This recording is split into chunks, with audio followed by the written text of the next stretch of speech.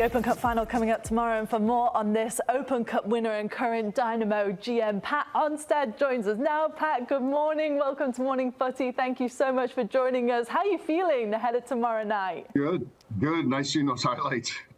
I don't know if I've watched that game again, so that was nice to see. Yeah, it's exciting. Yeah, a bit of a roller coaster, isn't it? I know you just mentioned you're going to fly out after training this morning. How is the team looking? How are you feeling? How confident are you feeling going to Miami to take on potentially Leo Messi and this Inter Miami team? Oh, is he playing for them now? I hadn't heard that. Apparently. I didn't know. I guess they must have made an agreement in the summer. No, I think it's exciting. It's exciting for our club. You know, I think the one word that we've been using, and we've heard out there in the media, is resurgent. It's been a lot of years of dire times here in Houston, so I think we're excited, and we're excited for our owner, Ted Siegel, who's been very supportive and is really trying to turn this franchise around, and we're excited he's got a chance to maybe lift a trophy on Wednesday.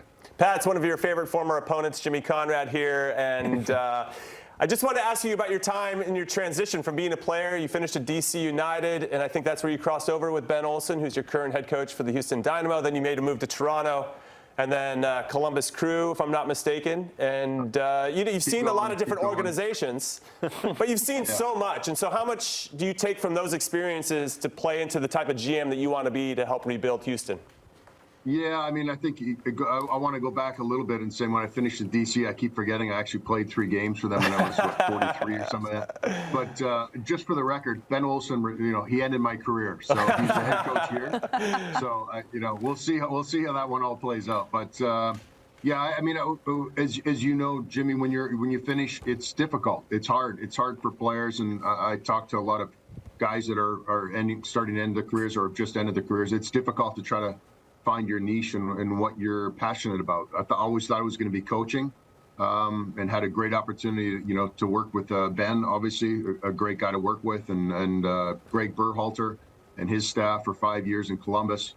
And I was fortunate. Tim Bezbachenko came down as a president and GM in Columbus, and he needed a technical director because he was working pretty hard on the business side, building a new stadium and training facility. And it was a great opportunity for me to kind of get my toes in the water, I guess, on the management side, and I absolutely loved it.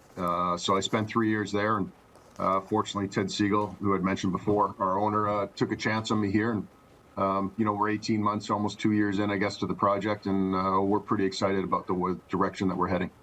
Pat, I want to ask you about Ben Olsen in particular. We've talked a lot on this show about Tata Martino and some of the changes he's made because we've sort of seen it, but maybe we haven't really taken that close enough of a look about what Ben Olsen has done with Houston. You know him personally. You've back when he was a player. You know him now as a coach.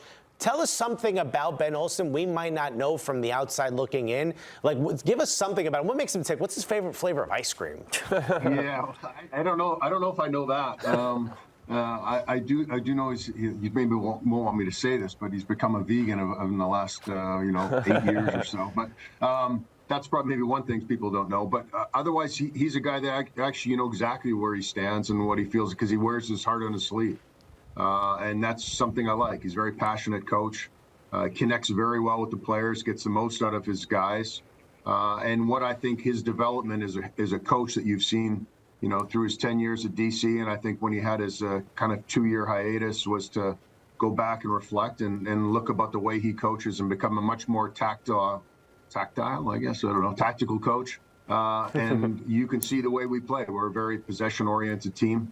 We like to possess the ball, especially in midfield, which will make it really interesting against Miami because I'm pretty sure they have some pretty good midfielders over there. So it should be an interesting game for us. It should be pretty fun, you know. Got a lot of respect for Tata Martino, what he's done in his career and also in MLS. So it's going to be exciting to see what happens tomorrow night. So how far along do you think you guys are from this team having that identity that you guys really want them to have? I imagine that you guys want to change the culture, bring Houston back to what it was before, and Ben Olsen brings that bite. I mean, you've brought a lot of players that you know to try to solidify this team. How far along the road are we? Yeah, we're getting there. I don't think it's the final product yet. I think we're, you know, part of the offseason will be to keep adding probably some more attacking pieces. But what we have is a good core, and we focused a lot in the offseason, as I can see Hector up on the screen, which is perfect guy to kind of build your club around. We're very fortunate. We have a leader and a guy who's as good a player as he is. But I think for us, it was to bring in winners. You know, we brought in Artur from Columbus, who's been awesome in midfield for us. We brought in Shevchenko from Denmark. We brought in Franco Escobar, who's won pretty much every trophy available in MLS. And it was really important for us to bring in guys like that had a pedigree of winning. And I think it's tough when you have a franchise that is used to losing. That's a really tough thing to do to turn it around. And I credit Ben Olsen and his coaching staff, who've just done an amazing job to kind of bleed belief into these guys. And I think it helps when you have that locker room, guys that have been successful. And Jimmy, you would know this. You know that's one of the reasons when you went to Kansas City, because you'd had a 2001 a championship in San Jose, and you helped to develop that within that locker room. So that's really important to bring those type of guys into your environment, into your culture, and really drive it from within. And I think we've done a good job of that, but our job isn't done yet. Well, Pat, I appreciate you throwing back to my accolades. That means a lot. Are you still on a bus in Kansas City? Yeah, I've won some things, and I appreciate Pat remembering those things. But I want to throw it back to 1999 for you, where you were part of the last non-MLS team to win the Open Cup back in 1999. Rochester Raging Rhinos, you were between the sticks. So you've won this competition before. I mean, how special would it be for you to win it again as a non-player? Yeah, it would be nice. It would be nice. And I appreciate that you left in the full name. Everyone always calls them the Rhinos. It is the Raging Rhinos. That's right. Wow. Of 99. So, yeah, it was that was a special run for our group. It was a different time at that stage, too. The A-League, or A-League, I preferred to call it at that stage, was we had a lot of guys that probably were capable of playing in MLS, but we're playing A-League and indoor soccer that were capable. So when you say it was a second division team, it was probably an MLS light team. So it was a pretty good team to begin with. But for certainly from a personal standpoint, I thought I would be able to get to a lot of these things, and I haven't been to a final U.S. Open Cup since '99. So the trophies changed. It's just been a long time since I've been there. So I'm excited for our guys. We've run a bunch of different groups out, especially in the early stages.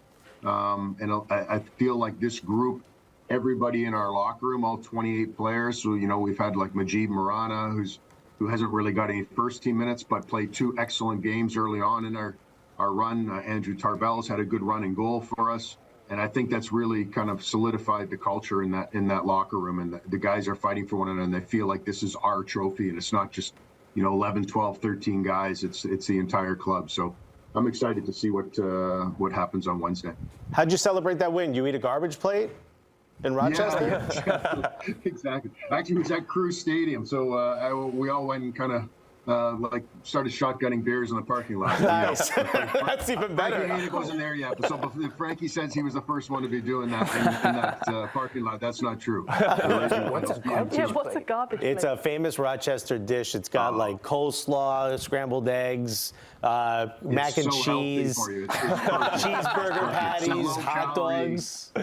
I haven't even finished it. It's literally everything in a diner on a plate, basically. Yum. Yeah. It's what Rochester's known for, street. Besides the Raging Rhinos. The Raging Rhinos.